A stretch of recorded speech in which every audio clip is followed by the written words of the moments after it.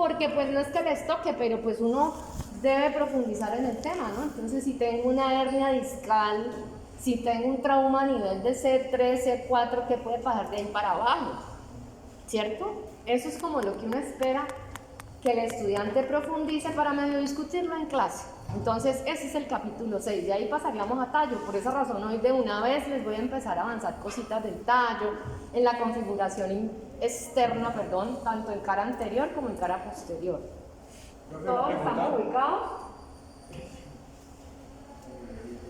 Yo sigo con el nombre de Tamayo. Dime. Una cosa, el taller de neurotransmisores, yo lo tengo ahí en el computador. Ese es defendido, hijo.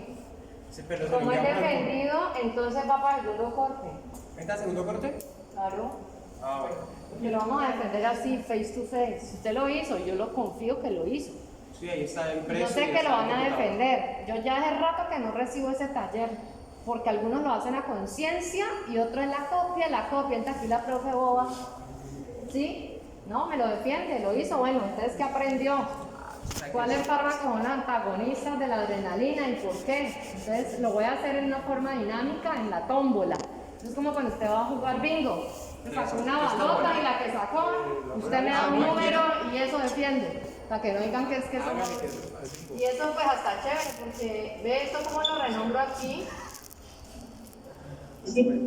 Esto como le ponemos el nombre no de Tamayo y no de la profe de neuro, pues esto no es de nadie, le ponemos el número de la sala.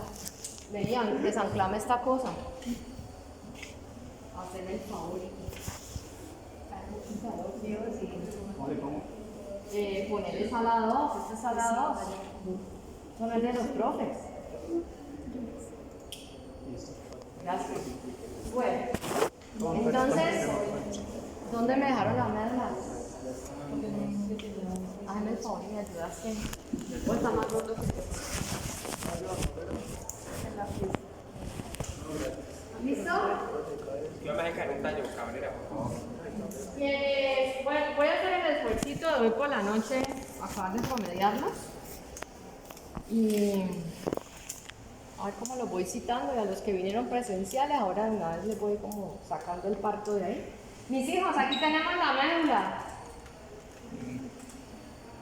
Entonces, pues aquí necesito un apoyo de los que están. ¿Qué necesita, profe? Para que estos niños que están remotos. Sí, María Paula me hace el favor de pantalla. Dios. Sí, están, pero no están.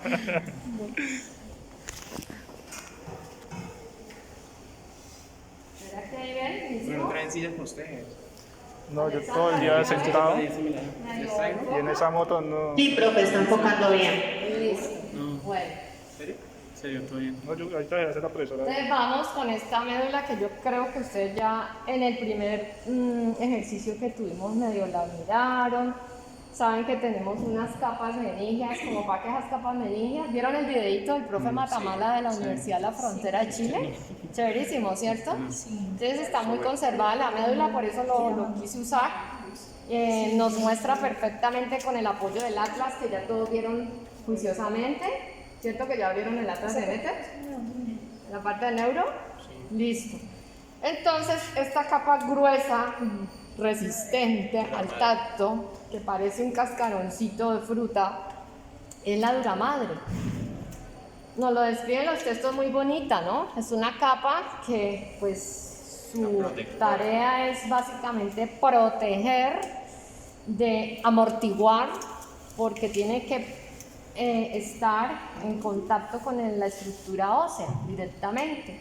Entonces, esta capa que se llama dura madre va a tener miren que ellas están como plegaditas todas. Uno mira y me parece que fuera una sola.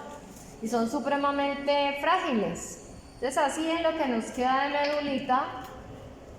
¿Esa es la única médula que hay acá? No, mira que tenemos varios pedazos, no lo tenemos así como completo, pero No mira, completa, por pero ejemplo pedazos. aquí, por eso ustedes tienen que ir a zonas puntuales, ¿no? Aquí ustedes niños remotos si ven esto haciendo acto de fe, como en 2 niveles. La madre aracnoide. Sí, profe, como un pliegue. ¿Sí? Sí, profe. Listo, entonces ¿qué tenemos? El espacio de la dura, ¿sí? Está bonito porque lograron abrir aquí y esto a donde está mi dedote es el espacio subdural. Llegamos a la zona intermedia y tenemos la aracnoides.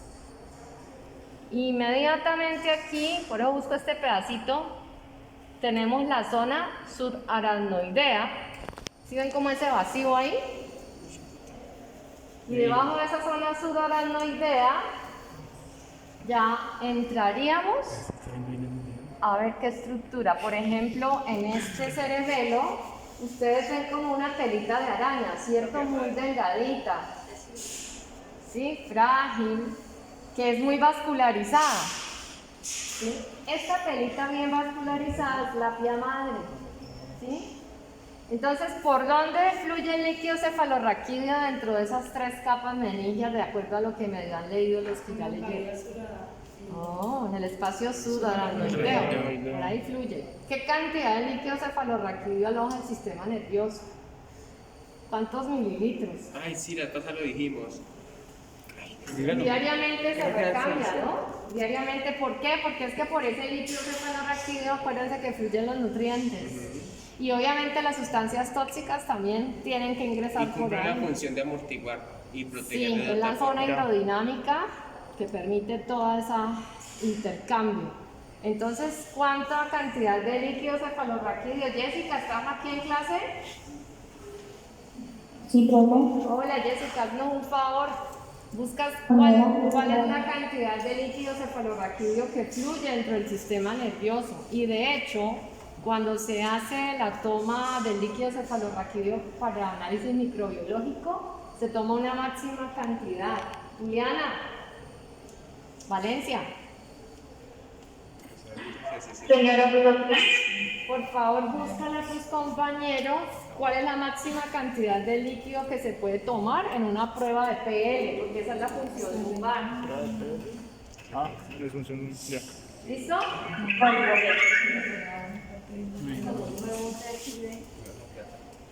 ¿Escuchaste bien la pregunta, Julianita?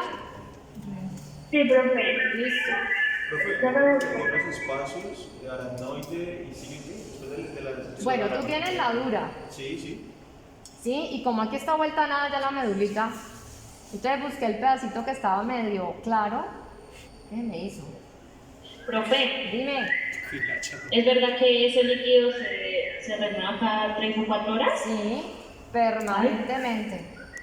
Eso es importante. Mira, ¿por qué parte se va a excretar el líquido cefalorraquídeo? Entonces, acuérdense que se producen los ventrículos laterales, ¿Sí? ¿sí? Los cuerpos coroideo lo crean. ¿Y cómo se reabsorbe el que ya se utilizó? A ver, otra vez. Carol, Participar, chicas.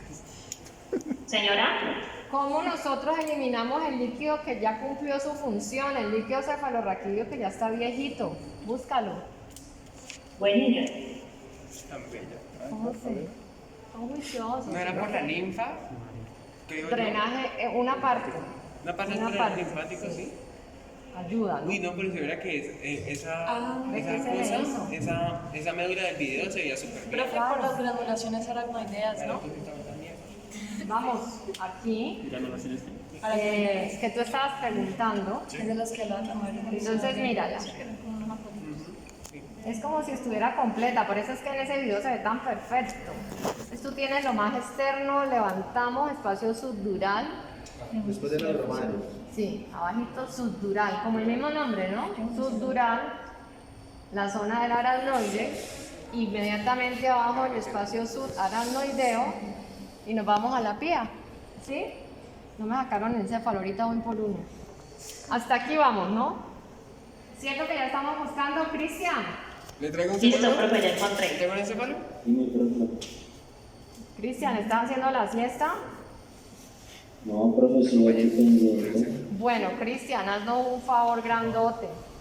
Resulta que la médula de un bebé es diferente longitud, esa está enredada, de diferente longitud comparada a la de un adulto. Profe, entonces la médula del niño mejor llegaría hasta el tercer o cuarto lumbar y en adulto inclusive como a la mitad del primer lumbar, ¿cierto? Ajá, L4 más o menos, L2, L4. Entonces, hazme un favor, ¿qué longitud tiene la médula espinal de un adulto versus la longitud de una médula espinal de un Metro. niño? ¿Me puedes volver a repetir? La longitud de la médula espinal de un niño versus un adulto.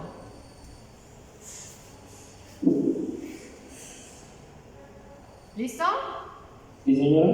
Bueno, entonces aquí vamos con nuestra medulita que empieza desde la zona cervical, ya ustedes lo vieron, perfectamente distribuida, ¿sí?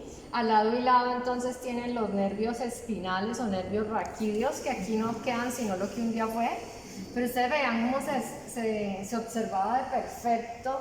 Hablamos de unos filamentos, que es como lo más delgadito que determina esas fibras, y esas fibras agrupadas, aquí vemos más o menos estas fibritas.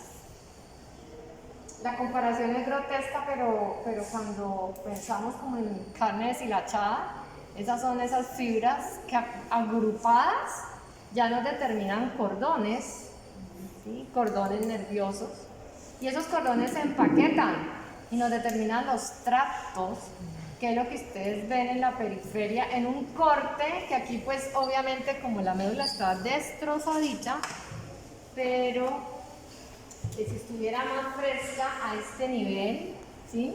Ustedes ven como esta agrupación de cablecitos allá adentro, ¿sí los ven? Que forman como unos tubitos. Está haciendo las fibras de la Ven médula. esa periferia, si ven que al centro, a este nivel, ven como una mancha más oscura y en la periferia la ven más blanca. Hasta se ve mejor aquí, ¿sí? Entonces, esto que ven en la periferia es la sustancia blanca y lo que está al centro es la sustancia gris. ¿Listo? Mirarlo aquí en la pantalla. Eso ahí, profe. ¿Dónde es? Entonces, ustedes ven como si fuera una cajetilla de cigarrillos, ¿sí? Cada pedacito de esos son cordones, tractos, fascículos o vías. Y al centro, eso que ven como un poquito más oscuro, es la sustancia gris. Claro que me van a decir, profe, y esa H que dijiste un día cuando vemos la teoría, ¿dónde la vemos? Es una médula que ya tiene muchos años. Ustedes vieron en el video del profe un cortecito cervical. Sí. Y se veía esa H así tan clarita, con un cafecito oscuro, versus lo más claro en la periferia. Entonces, cójala. Vamos a ver si aquí.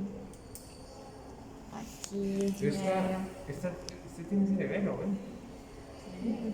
Profe, ¿cuál es la parte Pues sí, porque está todo alborotado. de las pirámides? Bueno. Cuando nosotros hablamos en la médula de la vía motora más importante. No, yo necesito una aguja. Si eso así con el dedísimo mío, sí. Ninguno tiene. No, acá hay unas, profe. Esas- ¿Me prestame por favor esas? ¿Están todos oxidados? ¿Te da un tétano mínimo? ¿Esto es por la manipulación o por Claro. No, eso es que aquí con las agujas nosotros volvemos nada. Bueno, nosotros no, los estudiantes necesitan. Hermano, tío. Bueno, mis muchachos, entonces cuando, ya como ustedes tienen la idea, ahora les busco el ligamento dentado, por ejemplo, que es lo que conecta las meninges con la estructura tubular de la médula, que acuérdense que dicen que es un tipo de tejido conectivo que me soporta las meninges de la médula versus la estructura como tal. Entonces, vean, esto ya es nuestro tallito. Yo les decía que tenemos una parte superior, que son los pedúnculos cerebrales, corresponden a un territorio del mesencéfalo. En el examen creo que alguno de los patrones que puse les preguntaba que del mesencéfalo posicionábamos unos pares craneales. Si ustedes no leen como loritos, mis hijos, por eso es que les va mal en el ICFES, que no leen bien, ¿sí? Y les dicen mentiras y ustedes las creen. Entonces yo les puse una cascarita y les digo que del mesencéfalo posicionamos el glosofaringio, y mírenlo acá donde está. Y de ahí le seguí el vago, el accesorio y el hipogloso. Esos están, ahora les digo en dónde, pero como me están diciendo en el examen de una vez. Mesencéfalo. El abducens. ¿Sí? Entonces aquí está este huequito que se llama fosa interpeduncular. Dime, flaco, ¿que los tengo que separar? ¿Más o menos? Bueno, entonces Este espacio que hay aquí se llama fosa interpeduncular, mis muchachos. Y aquí exactamente donde puse esta aguja. Venga, le damos foto a la fosa. Sostenerme aquí sin coger nada de eso, con mucho cuidado. Y aquí está el tercer par, ¿sí? Al lado y lado. Este es el oculomotor, ¿Sí le toma la foto? ¿sí? Y ese tercer par está en territorio de mesencéfalo. Vecino de él desde acá atrás, desde la lámina cuadrigémina, que aquí está destrozada, pero venga, se las pongo para que se me vayan ubicando. En la cara posterior del tallo, yo les digo, hay unas zonas que conectan información visual, de ahí que cuando hablemos de la vía espinotetal, ella para ahí, en los colículos superiores. ¿Sí? Y ve, pasa, hijo. Deja de estar carreteando ahí. Es que estamos hablando de las puntas del parcial. Ahora hablan del parcial. Ahora lloran con una nota del parcial. Entonces, ¿qué sucede aquí? Colículos inferiores. Mira cómo tan complejo. Colículos inferiores son relevos auditivos. Entonces, resulta que exactamente a este nivel donde estoy poniendo esta aguja azul rey, por este espacio sale cruzadito el cuarto par. Antiguamente lo conocían como patético, ahora se llama troclear, nomenclatura actualizada. Entonces sale bordeando todo este sector, abrazando este surco que se conoce realmente como ponto mesencefálico, ¿sí? Ponto de puente. Eso estaba en el parcial también, mesencefálico. Sí. Sí, porque les hablaba de las flexuras. De la Y les dije un flexura. poco de burradas. Y A estaba ver si se el ponto. acordaban del puente, ¿cierto? La flexura pontina, porque les hablé de flexura cervical. Y la flexura cervical son las vértebras cervicales, no es territorio, ¿sí? O segmento dermatómico, no es flexura como tal de la estructura. Y si estamos hablando de flexura cervical, nos referimos al mielencéfalo, porque este puente es metencéfalo, ¿sí? Y de aquí lateralmente se pega el cerebelo. Esto es metencéfalo. Si nos vamos para acá atrás, se me ve todavía el rombo, ¿cierto? Romboencéfalo. ¿Sí ve la figura imaginaria allí? Había uno que se Y si vamos acá a esta parte de abajo, esto es bulbo raquídeo, donde está mis dedos sujetando. Y eso es mielencéfalo. ¿Sí? Entonces, si vamos a hablar de ese cuarto par que viene, saliendo desde acá, bordeando el surco pontomesencefálico, y se queda aquí, tercer y cuarto par, sería el que se posiciona en el mesencéfalo.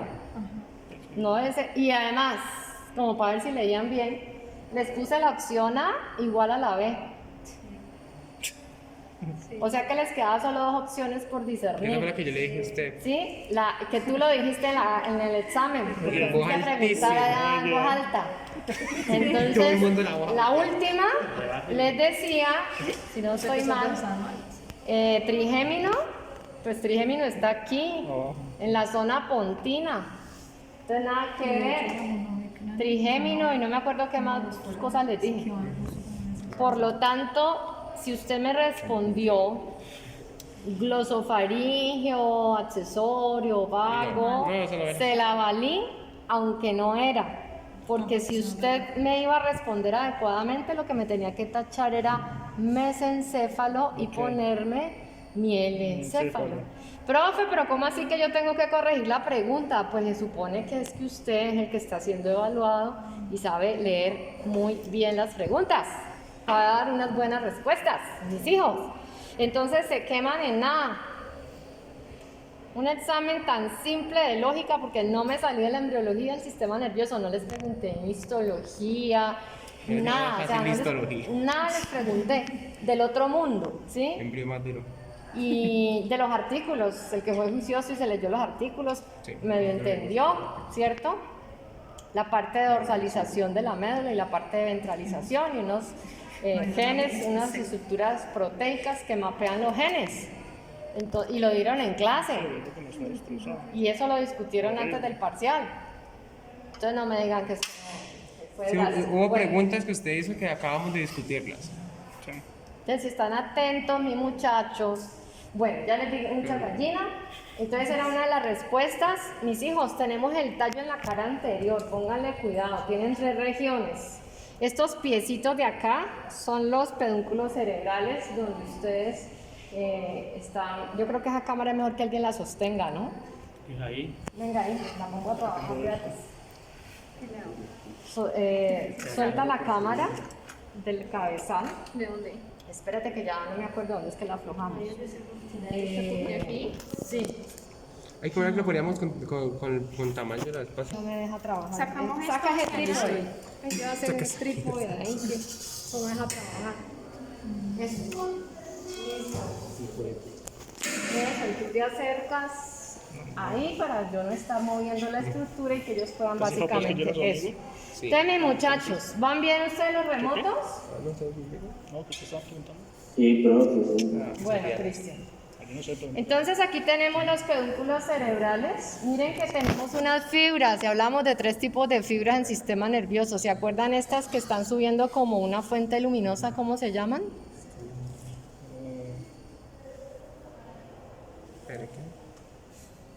O no pone atención, miren, la pausa.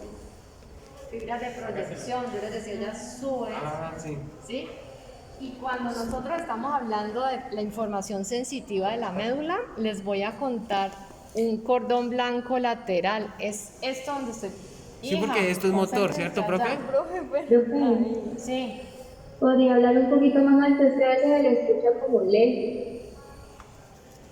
Porque siento que esta parte de la médula es motora, ¿cierto? Espérate. ¿Vos tenés las manos limpias? Sí. Cógeme el aparato este y mírate a ver el volumen al máximo. Déjalo colgado afuera a ver si es. Vale, volumen allá. Oh, ¿ahí escuchan? ¿Dónde está ese? Sí, señora. Listo. Entonces, ¿Usted sabe que es la parte motora de la médula es esta?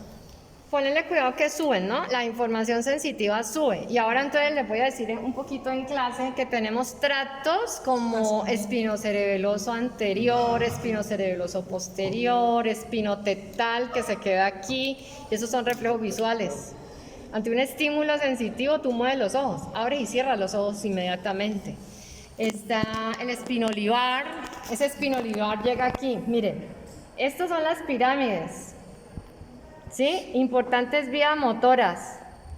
Y al lado de las pirámides tenemos como un óvalo, como una lagrimita. Esas se llaman olivas vulvares. Y dentro de esas olivas vulvares tienen 2 núcleos, olivar superior, olivar inferior.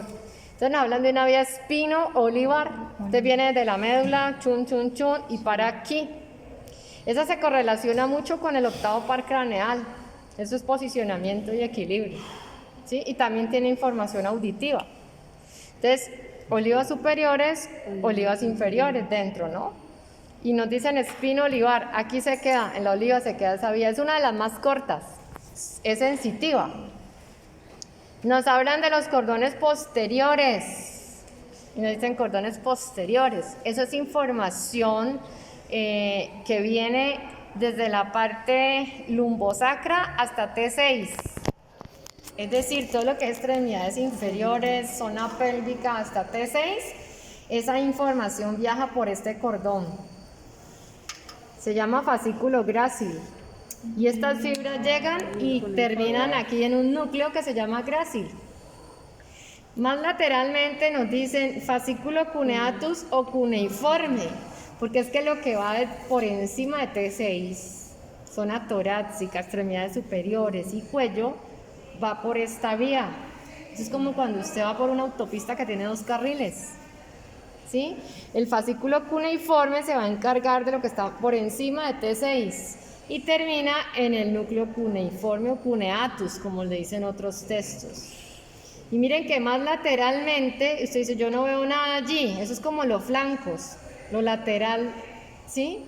Esto se llama cordón blanco lateral. Y es sensitivo. Y eso es sensitivo. Entonces nos dicen cordones posteriores o dorsales, claro, está aquí atrás. Profe, ¿yo cómo sé dónde están? ¿Cómo le parece que hemos venido hablando de un rombo? ¿Sí les están mostrando cerquita que vean bien? Listo, hija. Por eso le pago. Aquí tienen el OEX. El OEX. Eso es como si tuviéramos una V y es el punto del vértice de la V, la V chiquitita. ¿Sí? Como las Tenemos cotaduras. esto. Es como y unas aquí en este cotaduras, sector, allí donde está la agujita, se llama OEX. Y el borde que me hace como la V se llama tenia del cuarto ventrículo y nos apoya para decir, allí encima tenemos el piso del cuarto ventrículo.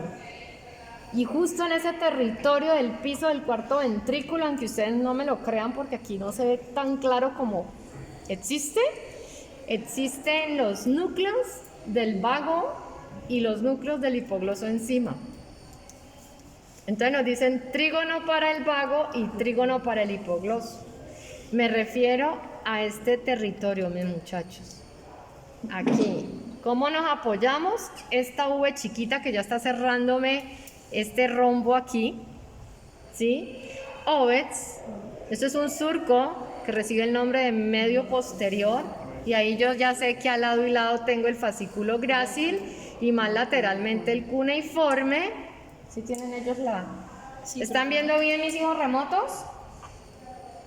Sí, profe. Señora. Sí, profe. Y más hacia los flancos del cordón blanco lateral. Porque cuando empezamos nosotros a subir, dicen, y asciende por el cordón blanco lateral, tomando el receso lateral, es como llegar a la axila nuestra, ese es el receso lateral, porque allá a los lados se choca con los pedúnculos cerebelosos. Y sigue entrando, ¿no? Porque tiene que ascender. Le estoy hablando de tractos pues como en general, ¿sí? Y obviamente aprovecho para mostrarle los núcleos que están cercanos. Aquí tenemos relación con el décimo, con el par 12. ¿Y cómo sé que uno se separa del otro? Porque hay como unas depresiones que me determinan unas fobias, unos huequitos, como unos surquitos. Entonces esta es la fobia inferior y acá tengo la fobia superior. Profe, ¿y ese sería el origen real de esos dos pares? Sí, entonces hablamos de los núcleos del vago, los núcleos del hipogloso, y en el caso del vago, que tenemos núcleo motor dorsal del vago, tenemos núcleos motores del vago, o sea, allá tenemos toda la mecánica dentro. Sí, tenemos que empezar como a explorar, y como nunca las vemos, nos frustramos, porque el tallo tiene que estar intacto para uno medio mirar, porque hay unos relieves. Aquí de tanto pasar la aguja, préstame, es un tallo que, perdón, te pisé.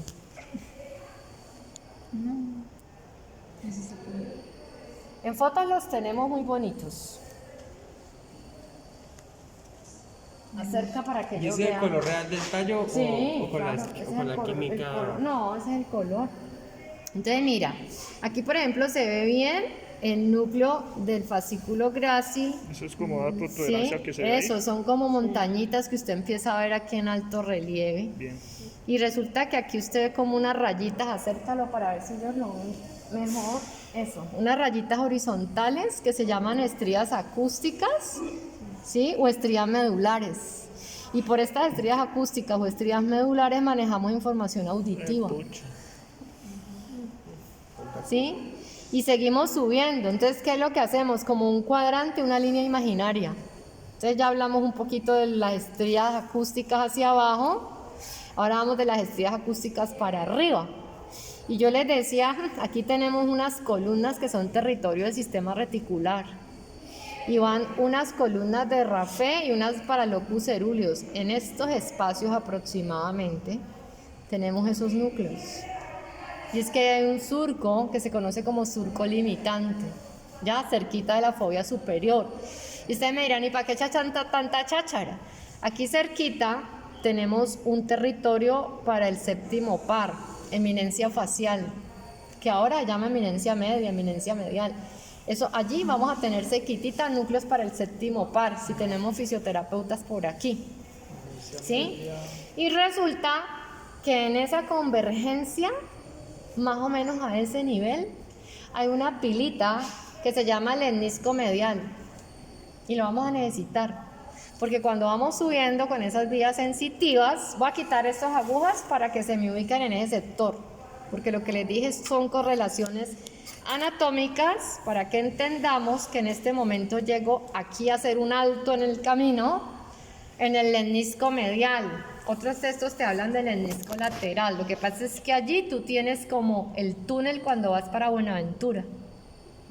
Y te entras por ahí y ahí caben varios carros.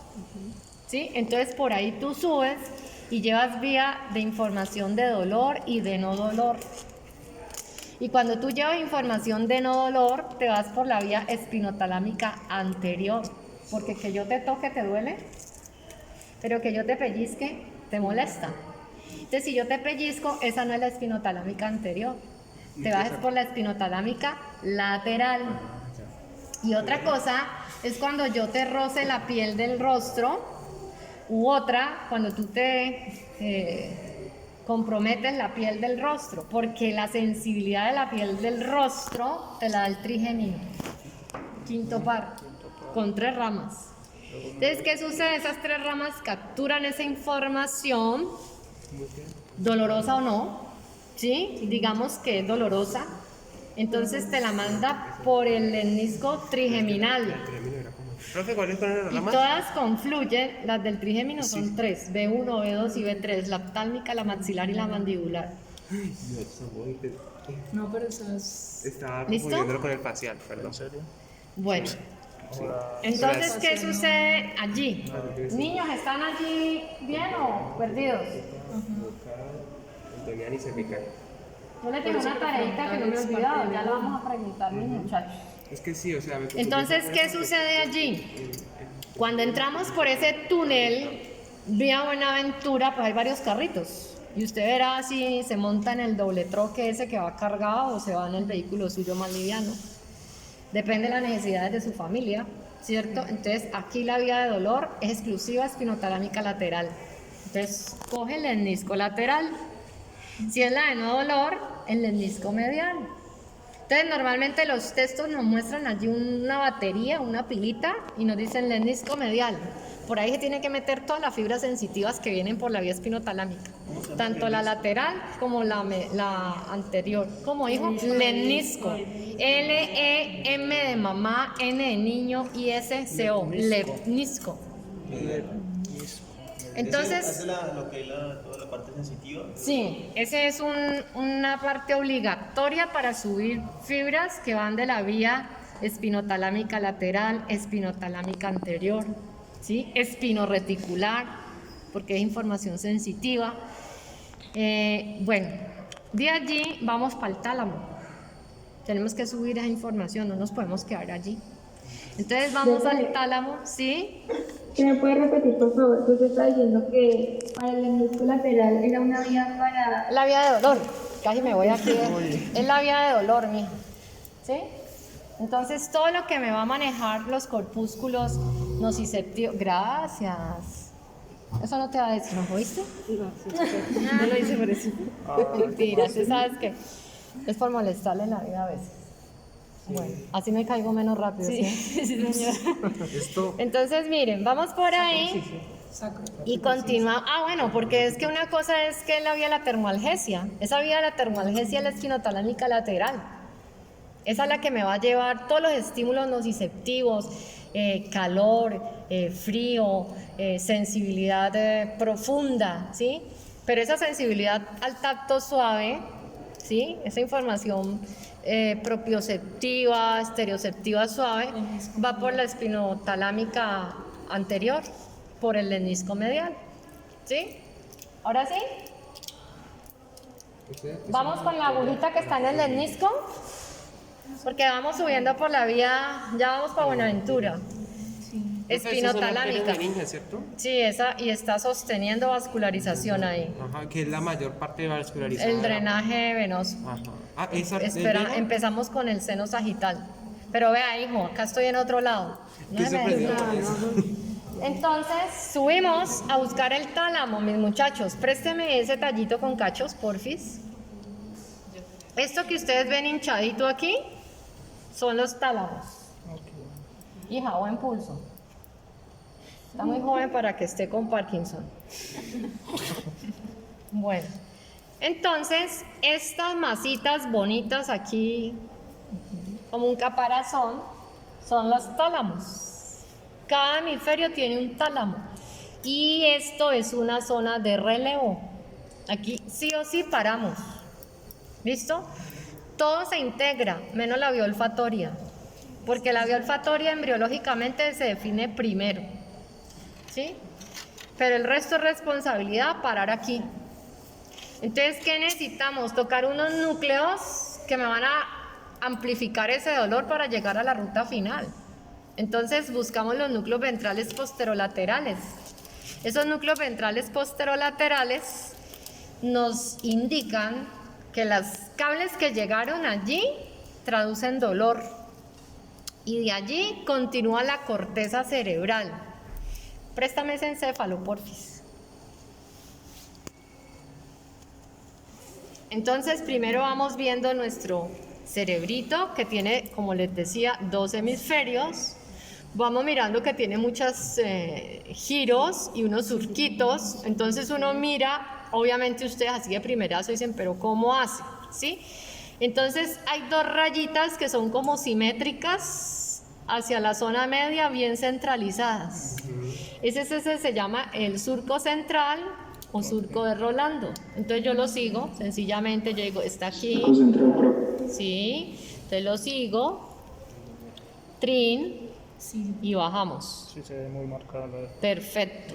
Entonces, Se ve como más grueso. Claro. Y bien vascularizado, porque por ahí pasa la arteria rolándica. Pero entonces este sería el otro surco. Sí, ajá, entonces el paralelo al otro lado. Ya. Entonces bajamos aquí, y esto ¿de qué me sirve? Para decir, del surco central hacia adelante tengo el giro precentral. Giro presente. Y de ahí para atrás tengo el giro postcentral o postrolándico. También se llama prerolándico el que está aquí. ¿Qué tengo que hacer yo? Ubicar el surco central. Entonces de tarea empiezan a abrir el atlas de Netter y buscan el surco central para que en la próxima práctica, que ya estén más animaditos y no me peleen porque vienen o no vienen, sino que vean que la necesidad de hacer esto. Entonces de ahí, ¿qué hacemos? Ah, listo. Ya yo sé que de aquí para atrás todo esto es traducción sensitiva. Yo paré allá en el tálamo. Los núcleos del tálamo sensitivos, ¿qué me hacen? Me mandan esa información a la corteza. ¿A dónde? Al giro postcentral. Y eso en áreas corticales, nos dicen área 3, 2, 1. La zona de la termoalgesia, temperatura, tacto, presión y dolor.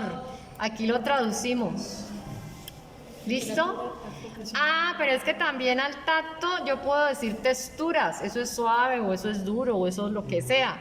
Y esa es la zona de estereognosia. Entonces, esta curva que ustedes ven aquí, que hoy no les voy a decir más nombres, ¿sí? Esta vuelta es el área 5. Y eso es estereognosia. ¿Cierto? Y eso es tacto no visual, sino por sentido, orientación de estímulos. Todavía nos falta ahí. Nos falta pasar. 52. Entonces ahí vamos. Y yo no me puedo quedar ahí. Yo ya llegué con la vía que llegué, espinotalámica lateral, porque me pellizcaron, o porque me quemé, o porque me herí. O puedo llegar con la anterior porque me tocaron con el pétalo de una rosa. Entonces nos dicen, vea, tenemos los corpúsculos de Ruffini para el calor, tenemos los de Krauss para el frío, tenemos Meissner, tenemos Merkel. Entonces, tacto superficial, tacto profundo, tenemos los corpúsculos libres, terminaciones libres. Entonces hay unos dolores más rápidos, hay unos dolores más lentos. Usted puede decir, me va a doler la cabeza, pero usted no puede decir, ay, me corté, ¿sí? O me dolió la inyección. Eso es un tallo de un niño, ¿cierto? No, hijos, son tallos de adultos, sino Pero que la este- conservación va deshidratando el material del tiempo. Que se ve súper chiquito hasta la médula. Son- Como son usted dice, la perfectos. médula tiene aproximadamente 40 centímetros de largo. 40-44. A 40-44 Ajá. centímetros de largo. Entonces, mis hijos, acuérdense que lo que está en límite con el cerebelo es pos. Y lo que está hacia la zona frontal es pre. ¿Listo? Entonces, ¿qué sucede? Usted llegó con esa información sensitiva, Y no se puede quedar allí, usted tiene que rebotar eso para empezar a responder. Les dije área motora primaria, eso es área 4, y le suplementa área 6. Entonces área 4 y área 6 se van a devolver. Nos dicen por la corona radiada, por la cápsula interna, eso allá adentro empieza a bajar otra vez. Chun, chun, chun, chun, chun. Me estoy devolviendo. Estoy hablando de generalidades, ¿no? Para que se imaginen los tractos. Porque esto es así, haciéndole, mis muchachos. Entonces bajamos. ¿Está mostrándolos? Claro. Bueno, entonces ustedes llegan aquí a la altura del mesencéfalo y pasan varias cosas. Aquí yo les decía núcleos rojos. Entonces venimos con la corteza, vía córtico espinal anterior, es la que le responde a lo que no me dolió. Pero para lo que sí me dolió, entonces la corticoespinal lateral. ¿Sí? Entonces resulta que aquí encontramos un apoyo, los núcleos rojos. Entonces nos dicen vía córtico rubro espinal, porque va para allá, para la médula. Entonces acuérdense ahora más rato que trabajen. Vamos a hablar de unos músculos de acción flexora y extensora. ¿Cuáles flexionan y cuáles? Entonces dicen, se inhiben los extensores y se activan los flexores. Entonces hay unas que son antagonistas. Nos dicen la vía piramidal y las extrapiramidales. Y mis hijas, ¿cuáles son? Las que están por fuera de las pirámides. ¿Cuáles son esas? Rubroespinal, olivoespinal, tectoespinal, todas las que bajan que no van por las pirámides. Esas son las extrapiramidales. Entonces resulta que ustedes ven estas fibritas aquí, esos son los pedúnculos cerebrales. Entonces vengo vía corticoespinal, me meto por la fibra de los pedúnculos cerebrales, me introduzco por la zona pontina y desciendo por las pirámides. La puntina, la puntina. Hasta ahí la información viene del mismo lado, ¿no? No ha pasado nada. Sí. Y resulta que aquí, cuando el tallo está bien, vamos a ver si hay algo que nos haya quedado. Ah, sí, ya está. Bueno, yo ya estaba mal hablando y vea. En este tallito ustedes visualizan una línea media, ¿cierto, mis hijos? Y ven que aquí hay como unas fibritas que nos cierran esto, como un remiendo. Eso se llama decusación piramidal. Y esa decusación piramidal hace que obligatoriamente la información que viene de un lado, el 95-98% de las fibras decusan y se van por la contralateral. Por eso nos dicen el daño medular, ¿dónde fue? Por encima de C4 o por debajo de C4. Porque si ya es por debajo, es del mismo lado, es homolateral. Si es por encima, es contralateral. Ya depende de dónde haya sido, ¿sí?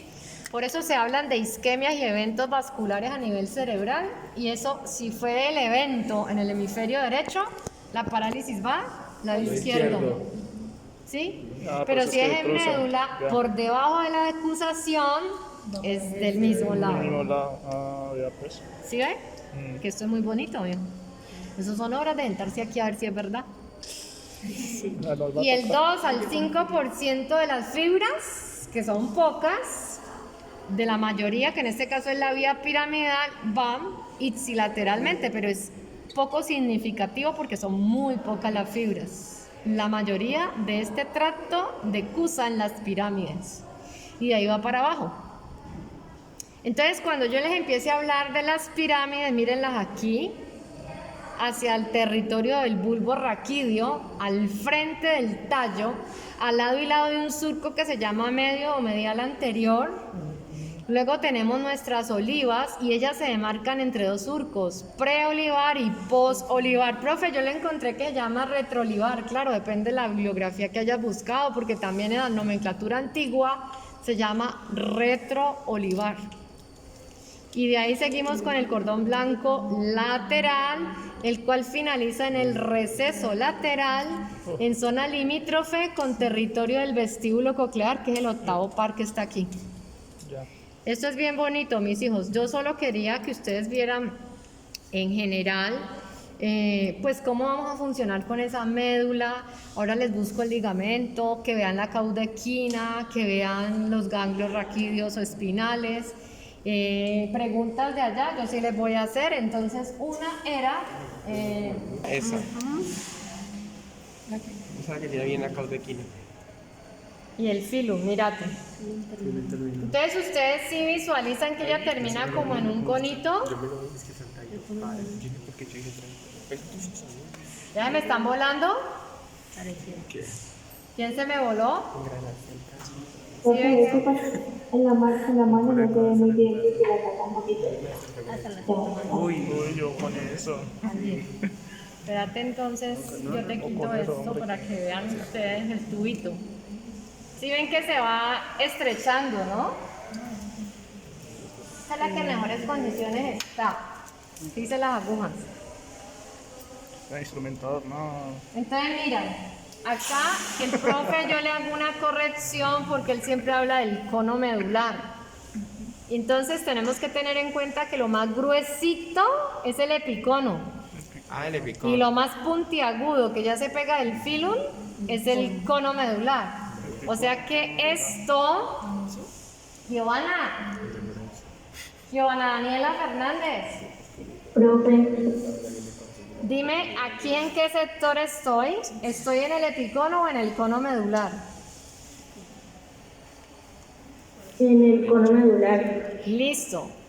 Y Jessica, no, yo a ti ya te tengo una tarea. Laura Marcela.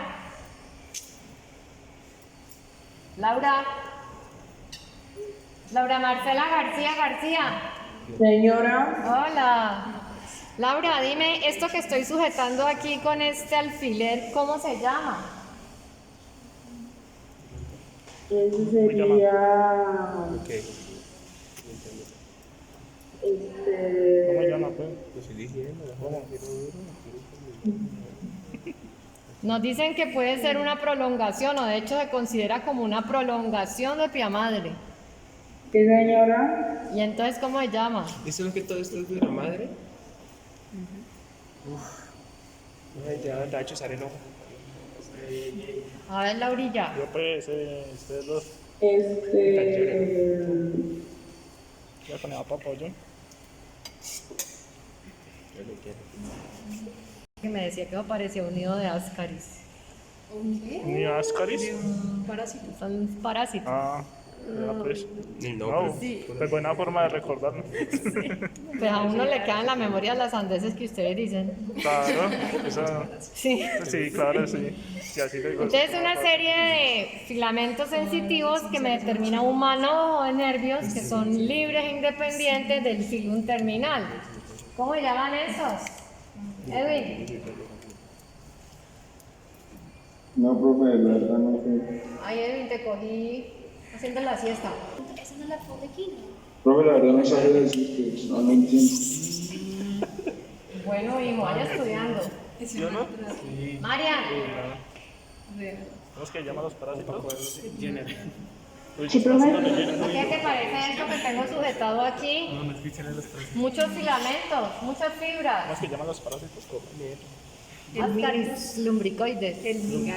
¿Cómo? El mintus. Ajá.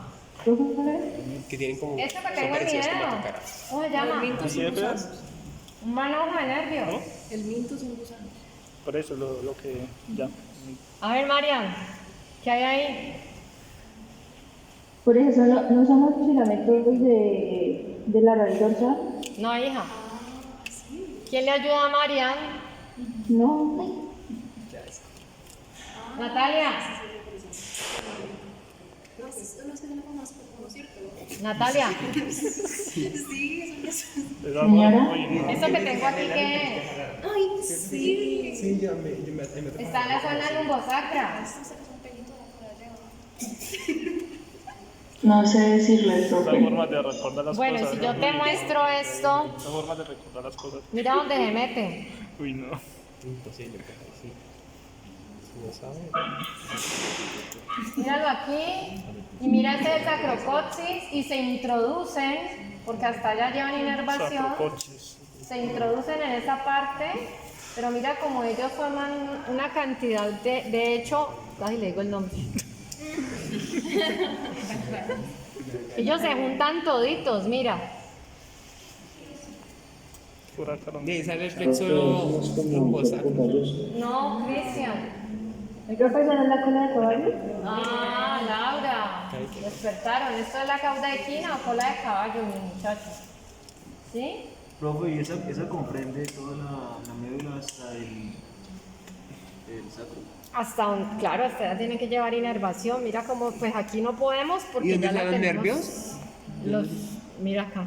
Ahí los podemos ver. Esos son los nervios del plexo lumbosacro, del ¿cierto? plexo lumbosacro, mira. Mira, eso es lo que inervan toda la Y van parte empaquetados, ¿no? Van empaquetados en la meninge. Entonces resulta que cada par de este nervio raquídeo que ustedes ya están empezando a entender tiene dos componentes. Yo por ahí ya lo tenía listo para que ustedes vieran. ¿Se acuerdan cuáles son los dos componentes? Ay, no, siempre respondo yo. Es que no siempre. No, nada. Siempre Me está respondo estorbando acá, pero está no Siempre me pasa. ponen a mí a responder que usted no sabe. Aquí. Ahorita me respondo. Ustedes ven que esto tiene dos ¿No hay bifurcación? dos patitas, llamémoslo así. ¿No hay bifurcación? Eso no. Una recta, ¿sí estás acercándole bien a ellos? Pucha.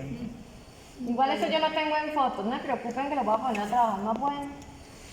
Ustedes saben lo que pagan parciales, ya acabaron, ¿cierto? ¿O no? ¡No! Nosotros nunca terminamos. Cada semana Mis tenemos. hijos, Eso es aquí como un hay parcial unas cada fibras semana, oye, ¿no? que vienen paralelas a otras más gruesitas que terminan en un huevito. Esas que vienen y terminan en un huevito, Igual ya ese estamos huevito muertos, es el ganglio de la raíz dorsal.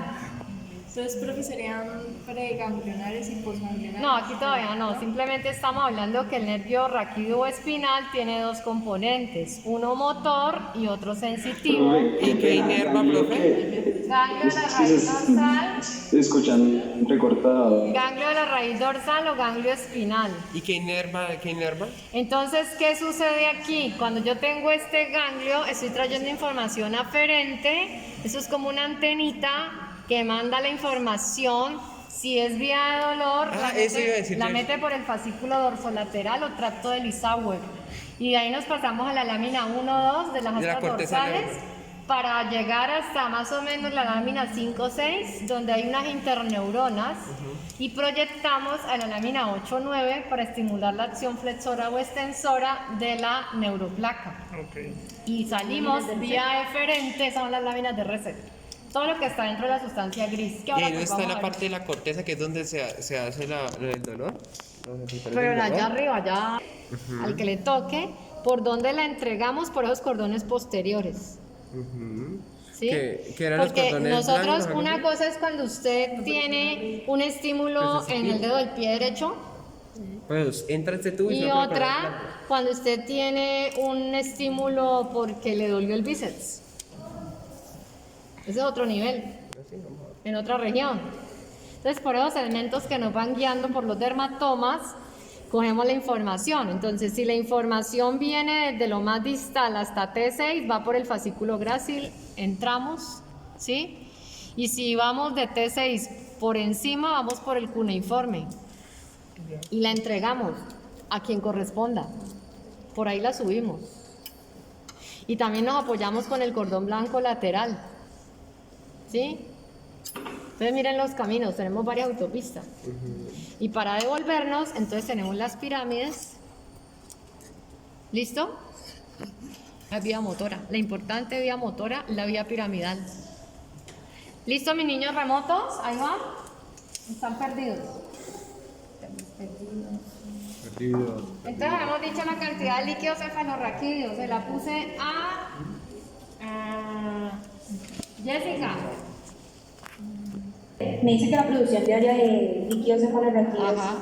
es de unos 500 mililitros a una velocidad media de unos 0,35 mililitros por minuto, y el volumen total oscila entre 95 y 50 mililitros, lo que significa que diariamente se renueva completamente el líquido cefalorraquídeo unas 4 o 5 veces. Ajá.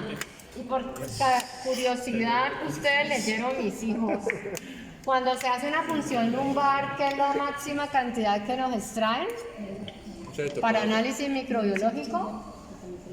Creo que eran 50 mililitros. Yo se la dejé, Alison. Alison. Sí, señora. Hola, Alison. Chéveres. Felicidades. ¿Cuánto recortaron? ¿10.000? Alison Giselle. Sí, señora. ¿Qué cantidad de líquido cefalorraquídeo máxima nos sacan diariamente si nos fueran a hacer una punción lumbar o PL?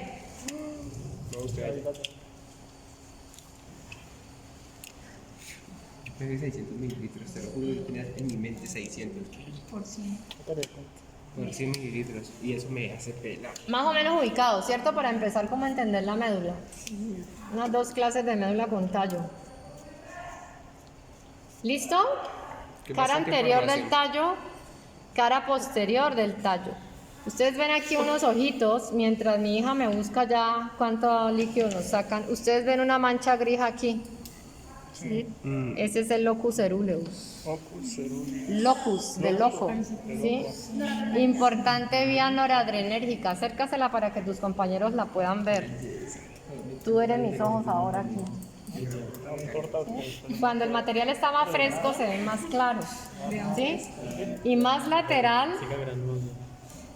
A ver, ¿dónde están las agujas aquí? Más lateral, ustedes ven otros ojitos. ¿Sí? Núcleos de Raffé. Parece para la serotonina siempre. Serotoninérgicos. Y los de Rafael. ¿Ya?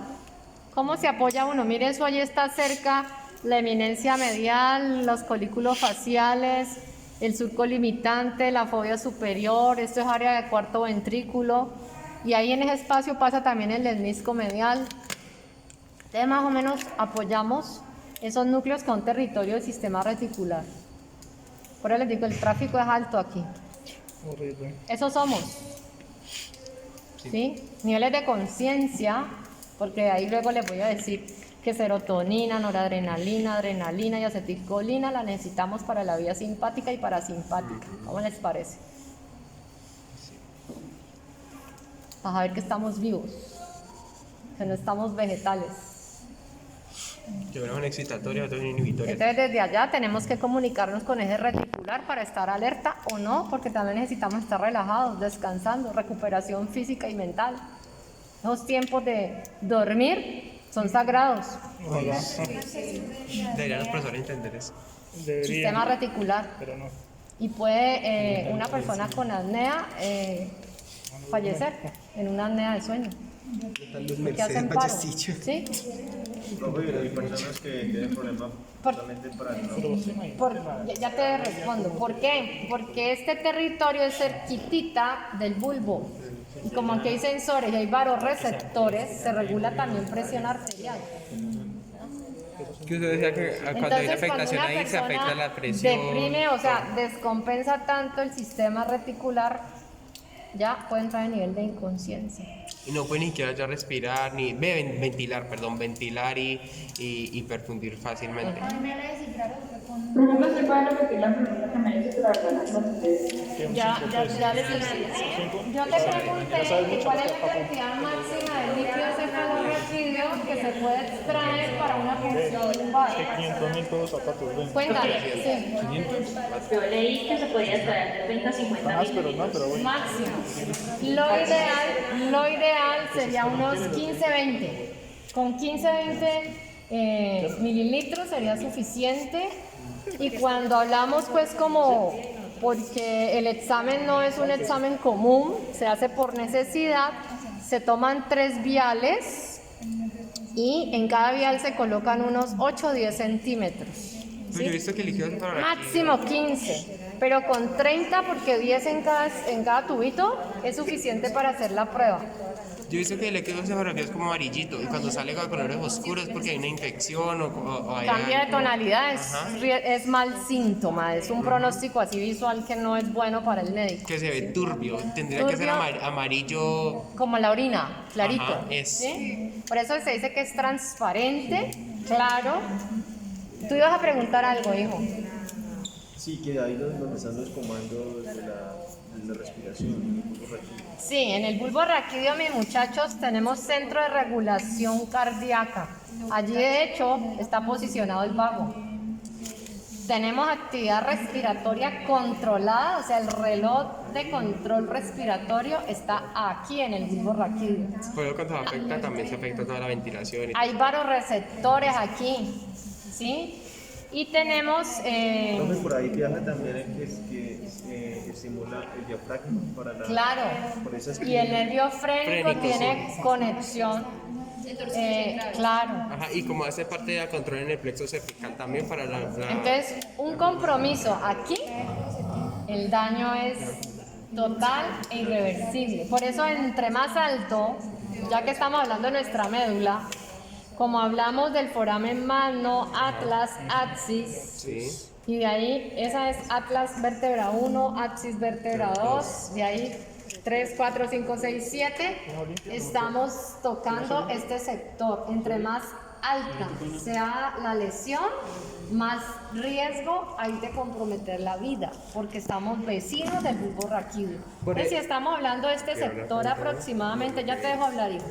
Si estamos hablando de esta zona, ¿sí?